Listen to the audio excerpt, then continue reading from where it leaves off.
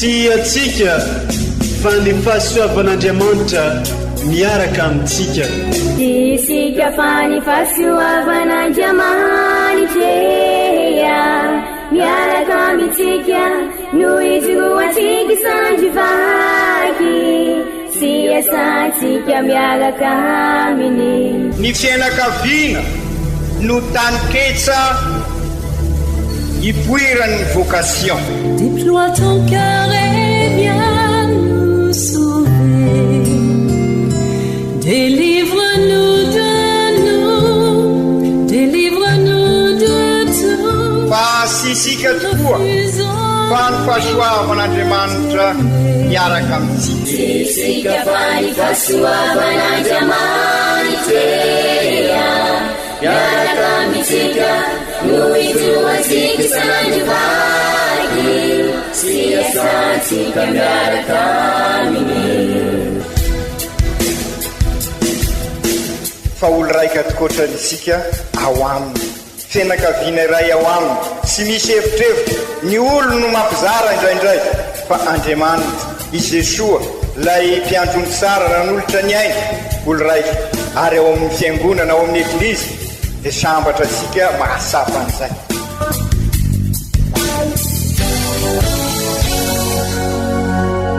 Olo araiky atsika atambatry ny fanahy masina Kamereny, olo araiky ao amin'ny Kristy. Fandaram-pampianarana iaranao amin'ny son excellence Monseigneur Benjamin Marc Caramarson eto amin'ny radio Fania.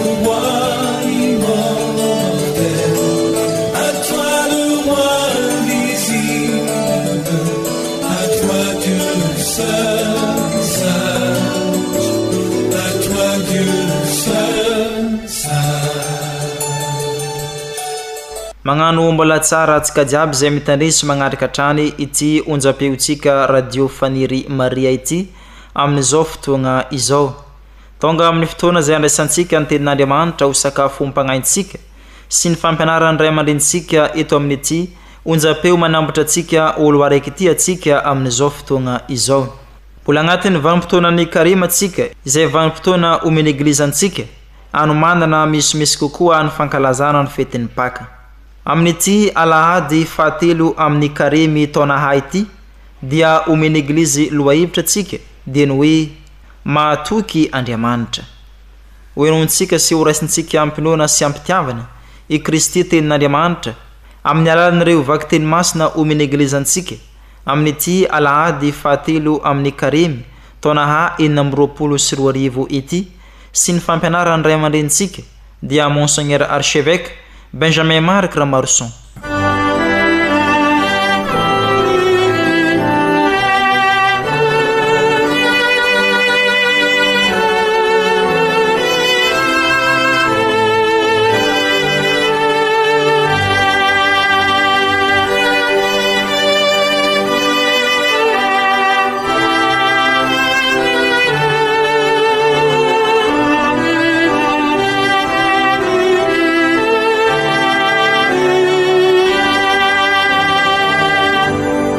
Fankalazana ny tenin'Andriamanitra, vaky teny masina voalohany, boky Exode.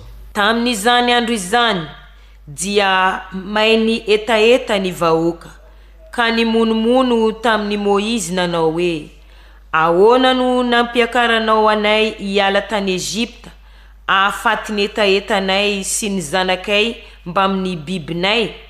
Dia nitaraina tamin'ny tompo i Moizy nanao hoe inona no ataoko ho an'ity vahoaka ity, fa kely foana sisa tsy hitorany vato ay. Aroy ny tompo tamin'ny Moizy, mialoha ny vahoaka ka ento miaraka aminao ny lohol'ny Israely, ataovy antananao koa ny tehinao ny kapohanao ny ony dia mandehana. Fa indro aho hitsangana eo alohanao ao amin'ilay vatolampy izay any Oreba. Ikapoka ny vatolampy ianao dia ivoaka ny rano ary isotro ny vahoaka. Nataony Moizy teo anatrehany lohol'ny Israely izany ary nomeny anarana hoe Masa sy Meriba io fitoerana io. Fanila akisa ny zanak'Israely sy nakafanahin'ny tompo nanao hoe eto afovoantsika va ny tompo sa tsia. Izany ary ny teny ny tompo isorana ny Andriamanitra.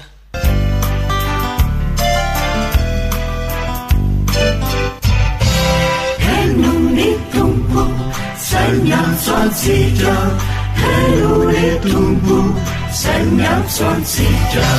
Henuni tumpu senyam swansija. Henuni tumpu senyam swansija. Ini falika ubimi tumpu Leva tulampi si funzizi Anea makewanu loni sauche Sianza yang kalasa Izane mancha sabitu Azakanira wande manikiafa Yafinitanya wapela tanan Tapuni voitra asikyo Natani kasi nirano masnera Anetaskyo afasatana Nimyungea myakufa Sakaretupuna na watika Henuni tumpu Sanyam swansija Henuni tumpu Sanyam swansija Isentena le malisik Sika baoka si hundi fiandu Yai mazika yana rewaniwa Sanu ambaran sila zai Sadema futun neneja Tan masasa ni meriba Yasana naten sa bahay Kanefana itani yasavita Itarana kitia vapulu taon Natufkana tezijari Okapanizit kuitia Sveti alalante nalalaku Henuni tumpu Senyam swansija Henuni tumpu Senyam swansija Henuni tumpu Senyam swansija Henuni tumpu Senyam swansija Henuni tumpu Senyam swansija Henuni tumpu Senyam swansija. Vaky teny masina faharoa. Taratasiny masinda Paoly apôstôly ho an'ny kristianina tany Roma. Ry kristianina havana efa nohamarinana noho ny finoana isika ka mihavana amin'Andriamanitra amin'ny alalan'i Jesosy Kristy tompontsika izay ahazoantsika manatona amin'ny mpinoana izao fahasoavana itoerantsika tsara izao sy mifaly amin'ny fanantenana ny voninahitr'Andriamanitra. Ny fanantenana tsy mba manodoka satria efa varotsaka ao am-pontsika tamin'ny fanahy masina nomenantsika ny fitiavan'Andriamanitra. Fa fonimbola tsy nanan-kery isika dia maty tamin'ny fotoana voatendry Kristy mba hamonjy ny ratsy fanahy. Saika tsy misy manaiky ho faty hamonjy ny olo-marina ary angamba isy ihany say maty hamonjy ny manao soa. Fa izao kosa no nanehoan'Andriamanitra ny fitiavany antsika. Fonimbola mpanota isika no maty hamonjy antsika i Kristy. Izany ary ny tenin'ny Tompo isorana ny Andriamanitra.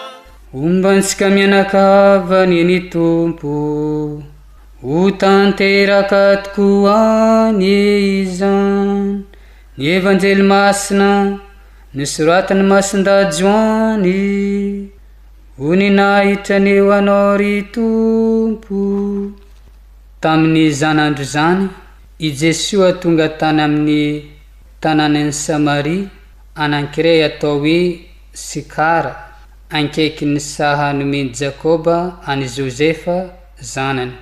Teo no nisy fantsakany Jakoba ary sasatry ny dia naleny I Jesoa ka nipetraka tsotra izao teo amoron'ny fantsakana tokony ho tamin'ny ora fahenina.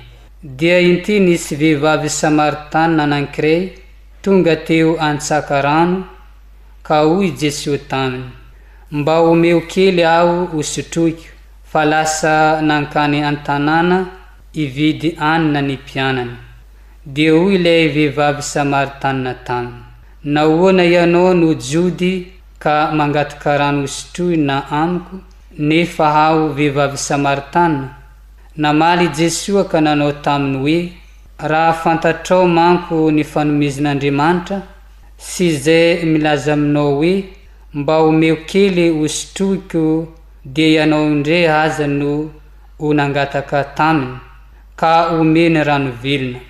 Hoy raha vehivavy taminy, ianao tompoko tsy manan-kanovozana ary ny fantsakana lalina ka ezange no azahoanao izany rano velona izany? Ianao anga lehibe no Jakoba razantsika izay nazahoanay ity fantsakana ity sy nisotro teto na ny tenany na ny zanany mba amin'ny bibiny. Dia hoy Jesoa namaly azy, izay rehetra misotro amin'ity rano ity mbola ngetaheta ihany, fa izay isotro amin'ny rano omeko azy no tsy angetaheta mandrakizay, satria rano omeko azy dia ho tonga aloha rano miboboka ao anatiny hatramin'ny fiainana mandrakizay. Ka hoy raha vehivavy taminy, omeo amin'izany rano zany ry aho tompoko mba tsy angetaheta intsony dia tsy akaty antsaka koa. Fa hoy Jesoa taminy, mandehana miantsoa ny vadinao ka mankanesa aty. Ary hoy raha vehivavy, tsy manambady aho. Dia hoy Jesoa taminy, marina ny filazanao hoe tsy manambady aho, fa efa nanambady indimy ianao ary tsy vadinao ilay toeranao ankehitriny, fa marina ny voalazanao. Dia hoy raha vehivavy taminy, tompoko, hitako fa mpaminany ianao. Ny razanay nivavaka teo amin'ny hotendrim-bohitra io ary ianareo kosa milaza fa any Jerusalema no tsy maintsy ivavahana. Ary hoy Jesoa taminy, raha vehivavy, minoa ahy fa tonga ny andro ka tsy amin'ny tendrim-bohitra io na any Jerusalema aza no ivavahanareo amin'ny iray. Ianareo mivavaka amin'izay tsy fantatrareo, fa izahay mivavaka amin'izay fantatray, satria avy amin'ny jody ny famonjena. Fa ho avy ny andro ary efa tonga sahady aza izay ivavahan'ny mpivavaka marina amin'ny iray amin'ny fanahy sy famarina, fa ny mpivavaka aminy toy izany no tadiavin'ny iray. Andriamanitra dia fanahy ary izay mivavaka aminy tsy maintsy mivavaka amin'ny fanahy sy famarina. Dia namaly raha vehivavy ka nanao taminy hoe, fantatro fa avy ny Mesia, fa rehefa tonga izy dia anambara amintsika ny zavatra rehetra. Ary hoy Jesoa taminy, izaho izay miresaka aminao izao no izy. Tamin'izay dia tonga ny mpianany ka gaga satria vehivavy no niresahany, nefa tsy nisy nanao hoe inona no tadiavinao na ahoana no iresanao aminy. Raha vehivavy kosa tamin'izay dia nandao ny sininy ka lasa nankana amin'ny tanàna nilaza tamin'ny olona hoe, andeha ianareo izaho izao lehilahy izao, fa nolazainy tamiko avokoa ny nataoko rehetra. Ka izao angano Kristy dia nivoaka avy tao an-tanàna ny olona anatona ny Jesoa. Mbola tsy tonga ny olona dia nanasa azy ny mpianany nanao hoe, ano rabio. Fa hoy izy taminy, izaho manankany hoanina izay tsy fantatrareo. dia ny fampilaza ny mpianany hoe nisy olona nanaty javatra hohanina nga fa hoy Jesoa tamin'izy ireo, ny aniko dia ny manao ny sitrapony zay nanirakay sy manatanteraka ny asany. Moa tsy lazainareo fa mbola efa bolana ny taom-pijijana, kanefa lazaiko aminareo atopazo ny masonareo ka tazano enan-tsaha fa efa manopy mena sahady ny vary ka efa ho fijinja. Izay mijinja dia mandray karama ary mamoro vokatra ho an'ny fiainana mandrakizay ka iara-mifaly ny mpamafy sy ny mpijinja. Fa amin'ity marina leo bolina hoe afa no mamafy, afa no mijinja. Ny rahako ijinja amin'izay tsy niasainareo ianareo fa olon-kafa no niasa ka ianareo no nanohy ny asany. Maro ny Samaritanina tamin'izany tanàna zany no nino azy no ny tenin-dravehivavy nanao hoe nolazainy tamiko avokoa ny nataoko rehetra. Fa no ny tonga teo aminy ny Samaritanina dia nangataka azy hitoetra tao aminy ary nitoetra tao indroa andro izy. Ka vao meka maro aza no nino azy no ny teny nataony sy nanao tamin-dravehivavy hoe tsy noho ny filazanao intsony no inoanay fa ny tenanay no nandre ka fantatray fa izy tokoa no mpamonjy ny olona.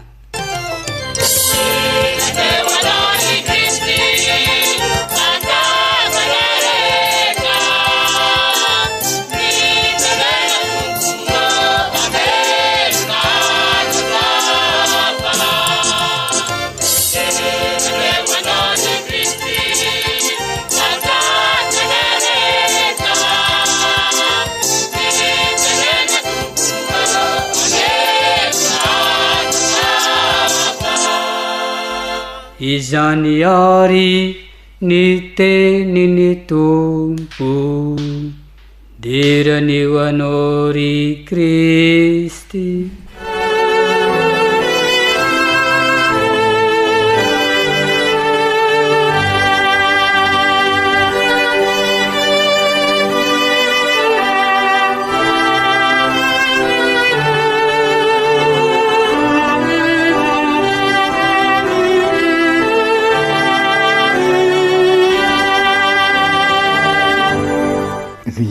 Kristianina ava malala manomboka amin'izao lahady fahatelon'ny Karemy zao dia ny evanjely nosoratan'ny masondazy Joany no vakisika isaka alahady, fa indrindra ireo evanjely maneho ny izay famantarana mifandray akaiky amin'ny batemy. Ny anton'izany dia efa fotoana akaiky dia akaiky ho manany ireo zay andray batemy amin'ny sabosy masiny Paka. Sy magagy zany satria amin'izao herinandro visivisy izy manakaiky ny Paka zao dia asain'ny eglizy andinika bebe koa mikasika ny batemy tsika, batemy fandalovana miala amin'ny fahafatisana ka miditra amin'ny fiainam-baovao. Araka izany ny alahady fahatelo sy faefatra ary fahatimy mialohan'ny herinandro masina dia andiniansika ireo famantarana ao amin'ny evanjely masonday Joany zay ahitana ny fanazavana ataon'i Jesoa mikasika an'ireo famantarana reo zay manambara araka ny voalazasika teo ny fialana amin'ny fiainana tsy zarizary ka miditra amin'ny fiainam-baovao ambaran'ny Paka. Ka amin'ity alahady fahatelo ty ary kristianina havana dia ny famantarana mikasika ny rano no resahana, izany hoe ny fiainan'i Jesoa tamin'ilay vehivavy Samaritanina. Maro ny zavatra azo resahana mikasika ity evanjely ity, fa indrindra tena mamitina ny fiarahamonina misy asika sy tantara mandalo fa mibaribary heto ny toetratsika mora mitsara sy manamerika. Fotoana iovana izao Karemy zao ry kristianina havana ka oka ny tondromolotra sy ny fitsarana n'olona no ajanona ary ny papa ray masina Léon 410 raha teo dia mampasiahy isika aoka sy ny anina ihany no fadiana ho izy fa aoka ifadiasika ihany koa ny teny manitratra izay manimba ny fifandraisasika eo anivon'ny fiarahamonina. Samy mpanota tokoa moa isika ka meteza iova ifamela heloka sy ifamindra fo dia ho paka fifaliana ny fiarahamonina misy asika. Ry kristianina havana, manaraka izany zavatra voalaza izany raha miverina amin'ny tantara asika dia spiny ity tantara ny fionan'ny Jesoa amin'ilay vehivavy Samaritanina ity, ny fangetahentana. Raha lazaina amin'ny teny hafa dia hoe samy mangetaheta isika, mangetaheta famonjena satria mandalo fotoana sarotra, mandalo krizy mafy ka mangetaheta famonjena nentin'ny Kristy isika. Ka hitasika amin'ireo famantarana hatramin'ny alahady fahadimy karemy tokoa fa miarabelona amintsika tokoa ary Jesoa ka manala an'izay rehetra mandrakotra ny fiainantsika ka mitondra antsika amin'ny tena fiainana. Koa anjarasika tokoa ary kristianina havana ny mahay mandray azy ka hiova ny fiainantsika. Raha mahay mandray azy sika dia mahazo fahasoavana ary feno hafaliana. Ny ahafantarana fa nandray fahasoavana isika raha ny fanozo marina amin'i Jesoa isika dia hoendrisika amin'ny tantaran'ity vehivavy Samaritanina ity, tsy mitana samyrero antsika ny hafaliana vokatry n'izay fifampitrahofana amin'i Jesoa izay, fa mihazakazaka manambara izay hafaliana vokatry n'izay fionana tamin'i Jesoa izay amin'ny manodidina. Matetika isika sy mahafantatra ka manontany raha tena votom-pinoana isika ka ny ahafantarana ho isika teo dia isika mizara azy amin'ny manodidina isika. Ry raha isika mandray sy manome dia manambara izany finoana izany amin'ny alalan'ny fahafoizana, fanompoana, faharetana satria izany ny vaovao mahafaly nentin'ny Kristy, izany ny finoana velona ka mahatonga asika hoe ovy eglizy olona velona manorina eglizy tranomben'Andriamanitra dia ny fianakaviam-ben'Andriamanitra. Ry kristianina hava malala, ny tenin'Andriamanitra rosiny eglizy amin'izao lahady fahatelo izao tokoa dia manambara fa efa manakaiky ny fiakarana eny an-tendrombohitra tokoa isika eto anseranana moa dia ny fanaovana ny pèlerinage eny amin'ny la montagne des Français izay ibanjinantsika ny Jesoa mpiarabelona amintsika ka miakatra isika eny an-tendrombohitra mba hanambarasika fa tiasika hiakatra ihany koa ny fiainantsika.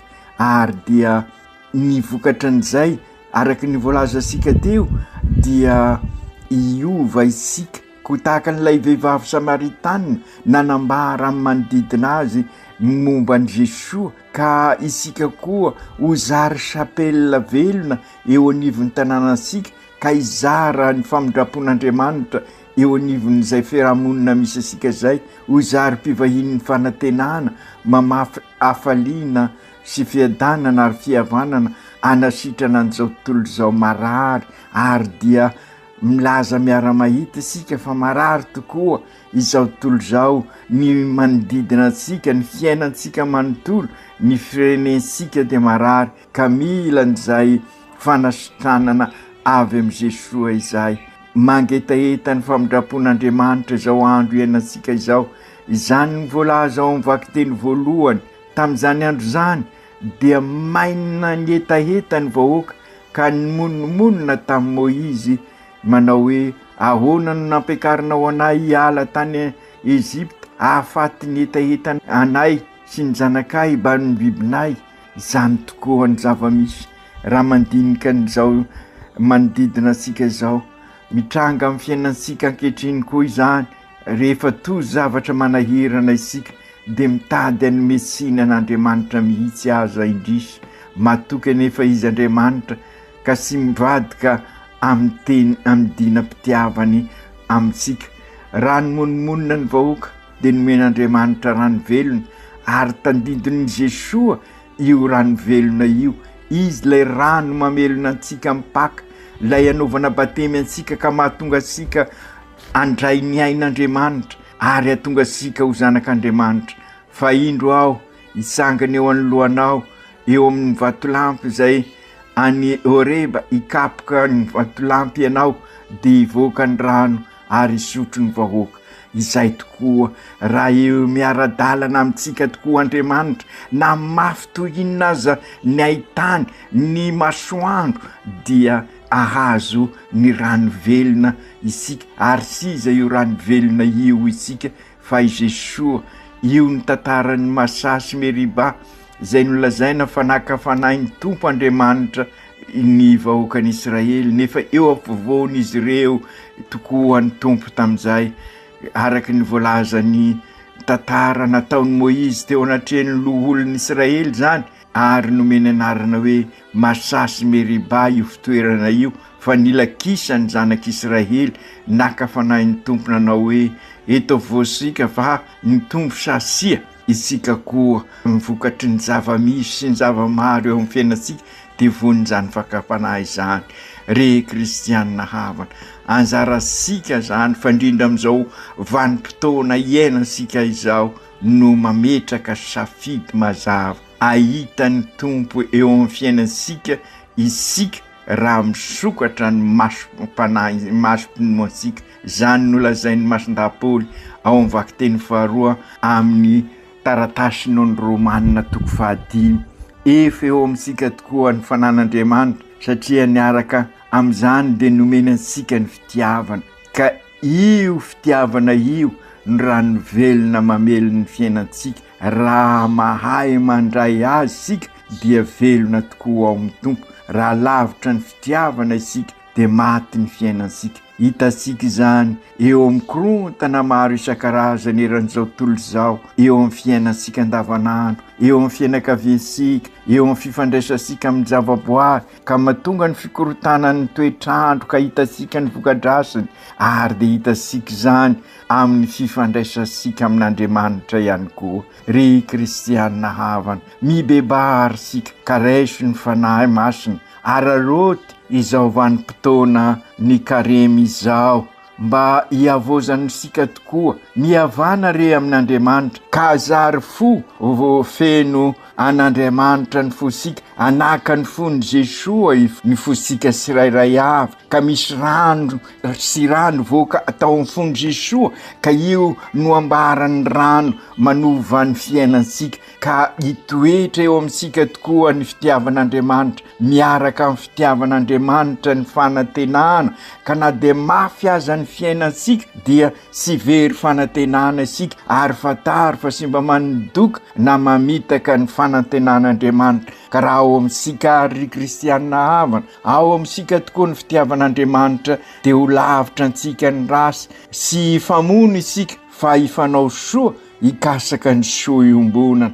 Mampasiahy ny lohevitra ny sinôda fahafito fijanonana fahatelo vao ny tanterahisika tamin'ny novambra teo zay, ka ny fianakaviana eglizy kely mifanasoa amin'ny fampisimana mikasaka ny soa iombonana, ary zay ny rano velona ambarany tenin'Andriamanitra androany. Ka azo fitinina tahaka izany tokoa ny evanjely zay nivondrenesika teo, araky lazaisika evanjely mitantara ny fionan'i Jesosy tamin'ilay vehivavy Samaritana, ka azo vizana i Jesosy ka nanatona ilay vovo fansakana rano tao amin'ny tanànan'ny Sikara. Matoa i masindazoany namaritra ny ora sy ny toerana dia nanaitra azy tokoa, ary misy dikany lehibe io fionan'i Jesosy tamin'ilay vehivavy Samaritana io, ary zay no mahatonga ny masindazoany sy milaza hoe fahagagana fa famantarana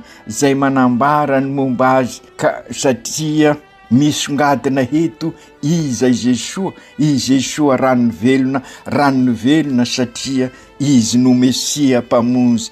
Azo lazaina ry kristianina havana fa fandaliana mpinona no ataon'i Jesosy eto, taritiny sy kelikely ilay vehivavy mba hasapa fa izy tokoa ny tena famonjena, ary de zay no ataosika amin'izao synôda izao, ary de azosika onona tsara ary ry kristianina havana matoa mandeha sy kelikely ny fanatanterahsika ny synôda, ary zay ihany koa na tonga ny eglizy eran-tany manatanteraka ny synôda eran-tany mandritra ny fotoana maharitra. Fa alohan'ny resaka dia mahavarina ny voalazan'ny evanjely i Jesoa mangetaheta.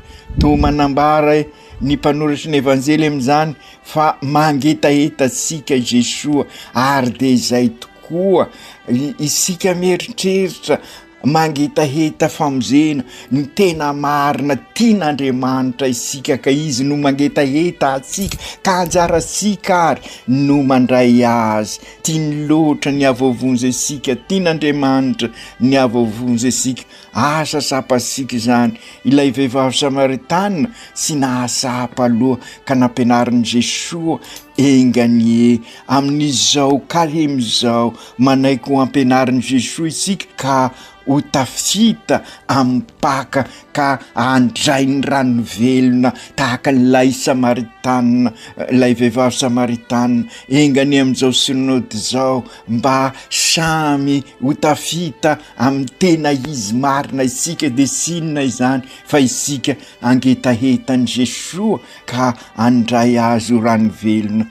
Izany no nataon'i Jesoa amintsika isaky ny mamaky baiboly isika, ary izay le voalaza tamin'izy niova tare ity ny zanako malalako eno izy hoy ny ray tamin'ireo apôstôly tamin'ny alahady lasa teo raha tadiditsika sara. Ka izay tokoa ry kristianina hava malala, isaky ny mihaino ny tenin'i Jesoa isika dia mampianatra izy raha mba fantatrao manko ny fanomezan'Andriamanitra, manambara amintsika ny tena fitiavany Andriamanitra, mitory fitiavana amintsika izy ka mahay zary mamaly azy, ka na dia sarotra aza zay, na dia sy takatra ny saisika tahaka n'ilay vehivavy Samaritana te ampianariny sy kelikely isika asapan'izay fanomezana izay, satria raha mba fantasika izany fanomezana izany dia isika tokoa niazakazaka anatonan'i Jesoa, ary dia izay no nataon'ilay vehivavy Samaritana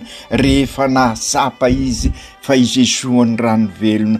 Mampianatra sika sy kelikely tokoa i Jesoa, ary dia ambarany amintsika ny marina. Rehefa mitrotra amin'i Jesoa isika, rehefa miona amintsika ka fantasika ny marina, dia miova isika ary dia mampiova ny fiainasika tokoa ny marina. Ny fionana amin'i Jesoa no ilaina.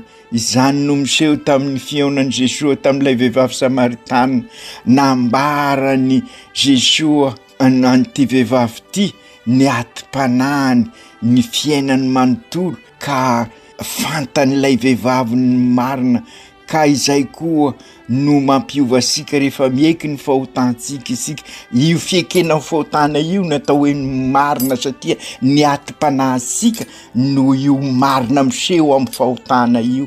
Ka matoa isika sy mbola miova zany dia miasara vela sy ampy fanatretena, mbola miavonavina sy manaiky ampianarin'i Jesoa ka sy mahita ny marina. Nampianarin'i Jesoa lay vehivavy ka nieky ny fahalemeny tamin'ny mpanetretena. Ka izay koa ry kristianina havana, raha miaiky ny alemesika ao anatin'ny fanetretena isika, fa indrindra amin'izao vanim-potoana ny karemy zao, dia iova ny fiainasika tahaka n'ilay vehivavy Samaritana. Izy ihany koa no nanambara mpiarabelona aminy zay nandray an'i Jesoa ihany koa.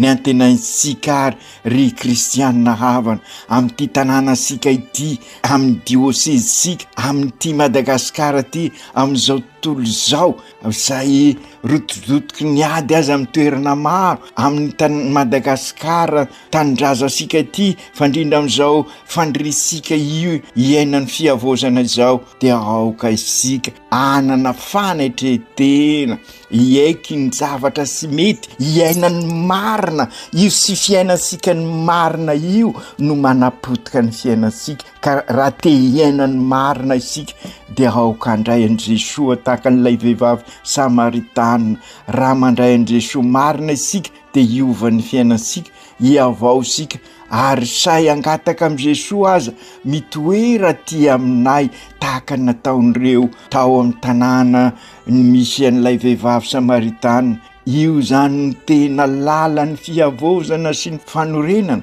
zay kendresika am'izao synôda izao zay andrandray ny firenena ihany koa ka afahasika mandray an' Jesoa tahaka ireo Samaritana am'izay de afaka ilaza koa isika sy noho ny filazanao isony fa ny sofinay no nandre. Marina tokoa fa i Jesoa mitoetra eto amintsika ny famonjena aza gagarisika raha misy mitady anilikilika na de eo anivon'ny eglizy aza misy asika enitsika tamin'ny evanjely teo na ny mpianatra de mitady any mesina an' Jesoa no izy miresaka tamin'ilay vehivavy voan'ny fakapanayko izy reo ka te hitazona an' Jesoa azy reo samirery sanatria zany fandrindra am'izao fiomanantsika mipaka izao aoka sy anana fakapanahy toa an'ireo apôstôly aoka sika hovonina izaran' Jesoa amin'ny hafa ary oka hosay anambarany marina ambaran' Jesoa fa ny fototra ny fiainantsika manontolo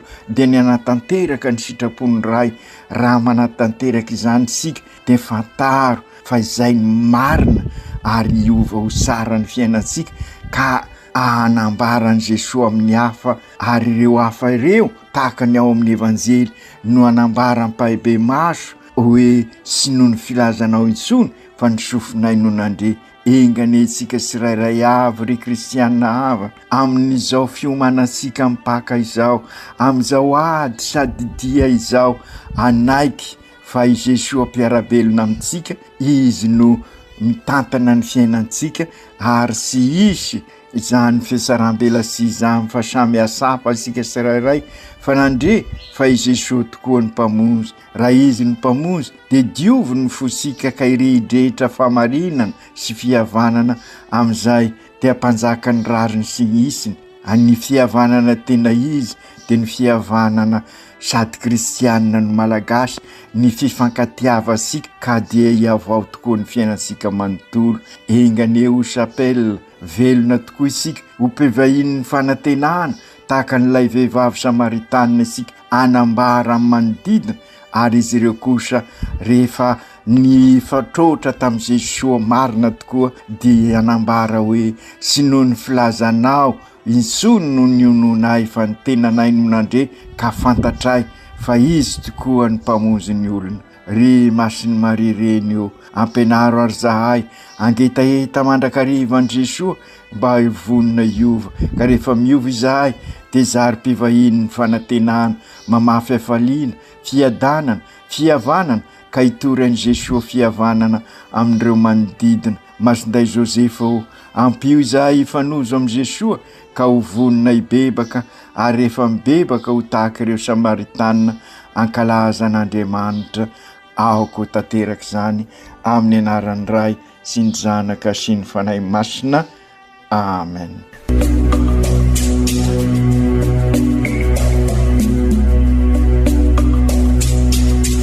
Tsy atsika fa ny fahasoavan'Andriamanitra miaraka amintsika.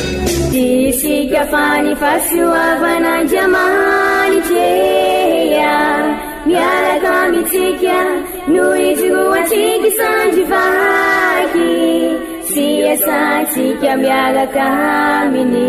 Ny fianakaviana no taniketsa ipoiran'ny vocation. Déploie ton cœur et viens nous sauver. Délivre-nous de tout. Fa sisika tokoa fa ny fahasoavan'Andriamanitra miaraka amintsika. Sisika fa ny fahasoavan'Andriamanitra miaraka amintsika noho izy roatsika sandrivaky sy asantsika miaraka aminy. Fa olo raika tokoatranisika ao aminy fianakaviana iray ao aminy sy misy hevitrevitra ny olo no mampizara indraindray fa Andriamanitra i Jesoa lay mpiandrony tsara ranolotra ny aina ho olo raiky ary ao amin'ny fiangonana ao amin'ny eglizy dia sambatra atsika mahasapan'izay.